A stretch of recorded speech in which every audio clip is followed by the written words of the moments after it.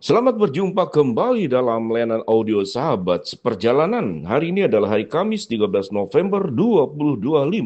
Tema renungan saat teduh kita dengan judul Penjahat yang Bertobat. Firman Tuhan terambil dalam 1 Timotius 1 ayat 12 sampai 13.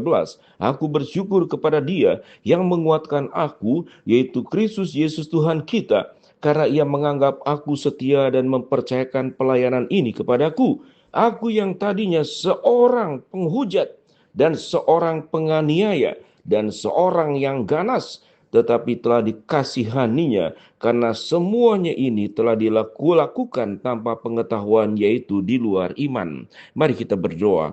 Bapa yang di dalam sorga, bagaimana kasih setia Tuhan membuka seluas-luasnya kepada mereka pendosa penjahat sekalipun termasuk Paulus. Dalam nama Tuhan Yesus kami berdoa, amin. Shalom sahabat seperjalanan yang dikasihi Tuhan, penjahat yang bertobat. Kita melihat Rasul Paulus masuk dalam kategori sebelum dia percaya adalah seorang penjahat.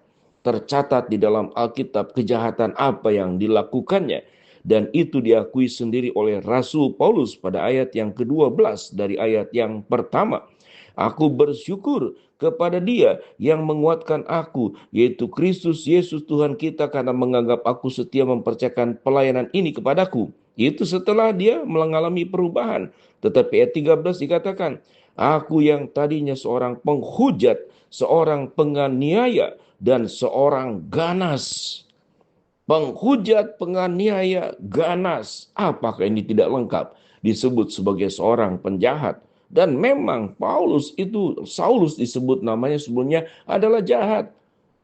Membunuh, mengejar, mengancam, menakut-nakuti, mengintimidasi. Apa kalau ini bukan sebuah pekerjaan daripada seorang penjahat? Itu dilakukan oleh Saulus.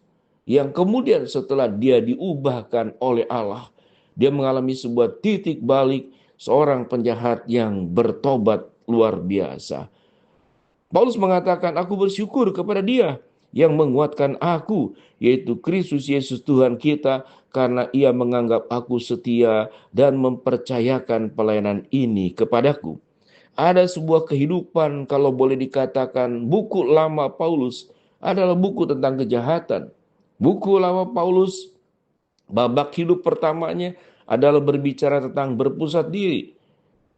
Hidup lama Paulus adalah berbicara tentang menekan, merendahkan orang lain, menganggap diri lebih tinggi dari yang lain, lebih cerdas, lebih hebat, lebih berkuasa. Dan memang dia punya kecerdasan, punya kekuatan. Tetapi babak baru daripada Paulus, bagaimana hidupnya dikatakan diubahkan oleh Allah. Dia menjadi orang yang setia, menjadi orang yang dipercayakan pelayanan oleh Tuhan dengan luar biasa, dan hidupnya di dalam iman. Pada ayat 13 dikatakan, mengapa dia disebut sebagai penghujat, penganiaya, dan ganas? Karena semuanya itu telah kulakukan tanpa pengetahuan, yaitu di luar iman. Setelah dia bertemu dengan Yesus, dia melihat tentang sosok seorang pemimpin, sosok seorang yang hebat, sosok sang juru selamat. Dia tentu di dalam proses pertobatan itu membandingkan apa yang dilakukan oleh Yesus adalah sebuah tindakan kasih, pengorbanan diri, menyampaikan berita kebaikan, keselamatan.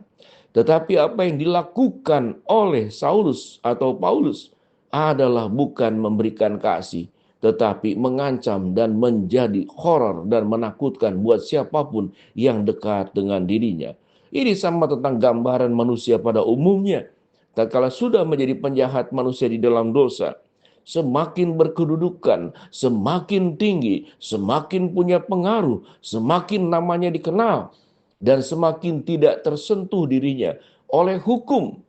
Apa yang dikatakan, apa yang diucapkan, itu bisa terjadi dalam sesaat, karena dia punya segalanya. Dan tatkala kekuatan, kekayaan, kedudukan, seluruhnya ada di dalam dirinya. Tidak ada lagi saingan, tidak lagi ada oposisi. Tidak ada lagi orang yang sanggup untuk melakukan perlawanan. Maka kehidupannya bisa sangat sewenang-wenang. Sehingga kadang-kadang kalau kita mengingat hidup kita, mengapa Tuhan aku tidak cepat maju? Jangan-jangan sesungguhnya kita belum siap. belum siap diberikan kekayaan, belum siap diberikan kedudukan, belum siap diberikan popularitas. Kalau kemudian kedudukan, kekayaan, kemajuan, kesuksesan itu tidak sejalan dengan iman percaya kita yang seperti Paulus katakan.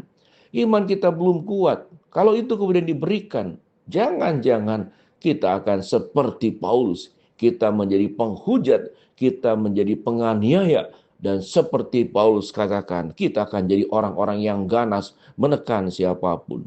Sehingga kalau kita berbicara ingin maju dalam banyak aspek, maka mintalah kepada Tuhan yang pertama, Tuhan majukan imanku dulu. Tuhan tumbuhkan karakterku dulu. Tuhan jadikan hatiku tulus, jadikan aku setia, jadikan aku orang yang seperti Paulus mengatakan, orang yang bisa dipercayai. Sehingga sewaktu Tuhan mempercayakan banyak hal di dalam hidup kita, kita tidak tergoda untuk berbuat kejahatan. Kita tidak tergoda untuk berbuat keburukan. Kita tidak tergoda menjadi penghujat, menjadi penganiaya, dan menjadi orang ganas seperti yang catatan dari surat Timotius, surat Paulus kepada Timotius. Dan kita boleh belajar di dalam bagian firman Tuhan dari ayat 12 dan 13 ini.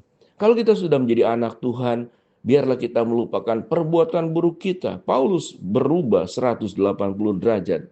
Namun banyak anak Tuhan saat sekarang sudah jadi anak Tuhan, tetap saja keberdosaannya, tetap saja jahat, tetap saja ganas, tetap saja suka menganiayai orang lain, tetap saja mulutnya suka menghujat, tidak hanya menghujat Allah, tapi juga kemudian menghujat manusia. Dirinya hanya menerima Yesus sebagai juru selamat, tapi kehidupannya tidak ada perubahan. Biar kita boleh belajar seorang penjahat yang bertobat, yaitu Paulus. Setelah dia percaya kepada Yesus, dia berubah total.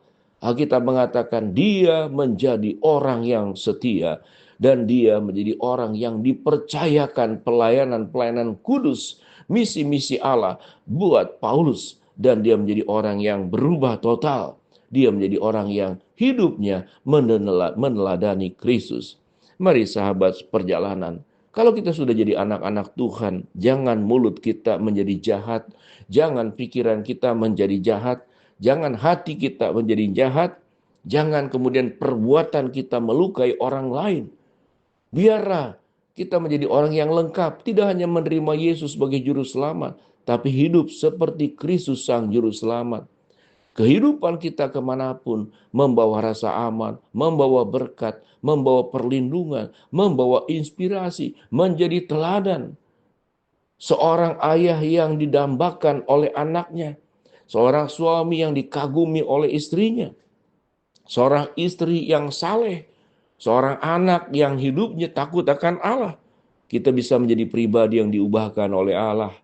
Jangan terus menjadi penjahat, sekalipun tindakan kita mungkin tidak sejahat orang yang lebih jahat dari kita.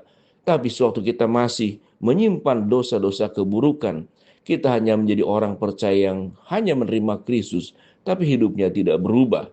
Penjahat yang bertobat. Biarlah kita juga menjadi orang-orang setelah menerima Yesus mengalami perubahan yang ajaib. Kita berdoa. Bapa dalam surga, terima kasih buat kebenaran firman Allah yang kami pelajari. Hamba-Mu berdoa yang sakit Tuhan sembuhkan, yang menghadapi masalah bukakan jalan, yang sedang berdoa mengharapkan sesuatu Tuhan kabulkan sesuai dengan waktu rencana Tuhan yang terbaik. Di dalam nama Tuhan Yesus kami berdoa. Amin. Shalom. Tuhan memberkati kita.